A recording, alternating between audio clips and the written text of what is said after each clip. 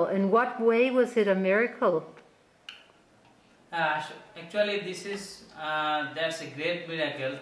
I have passed 11 months, and December month is running, and I have a children program in 26 December, and I'm praying and asking to God, Lord, I need some gift, maybe shirt, genji, football, and others articles for the children program, but I have no anything. Today through the David brothers and through you, I got this gift. Actually, this is wonderful gift. Og her kommer så tøjet fra Herfølge Boldklub.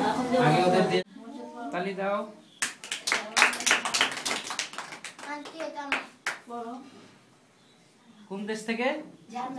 Denmark. Denmark. Yeah. Denmark. Thank you. You're welcome.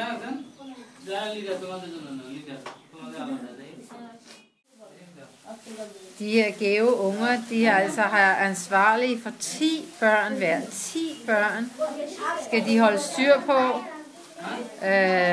i deres område. Og så får de træning, og så træner de videre. Og det er så lidt belønning til dem, tøjet fra Herfølge Boldklub. Så det er en meget særlig dag for de her børn.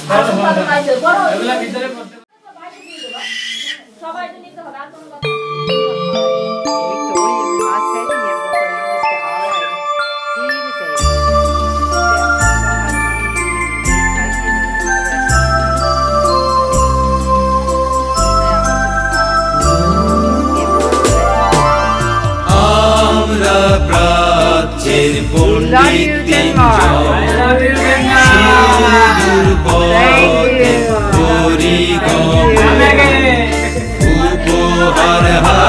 Forget me not.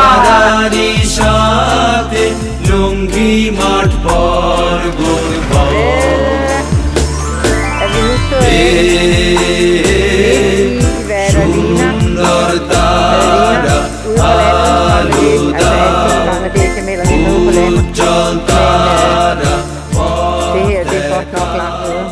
Altså, kragerne er vendt. Men der ligger et hus, og der skal åbenbart foregå noget af Michaels børnearbejde her. Flot banner, så står der: De glemte børns lejr. Denne dag var Davids søn født. Jesus er Herren. Elsk hinanden, som jeg har elsket jer. Så pakker Michael tingene ud, som han har fået fra Herfølge Boldklub. Og folk de flokkes omkring og vil gerne se, hvad han har med til dem. Se fine shorts. Det er faktisk super godt med den slags tøj, fordi man kan bruge det hele året. Selv nu er det shortsevejr.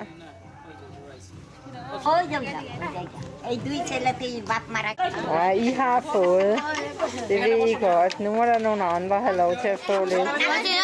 I løbet af ingen tid er der på det her meget stille sted samlet sig hvad? 20-30 børn. Se de fine bukser fra Herfølge Boldklub.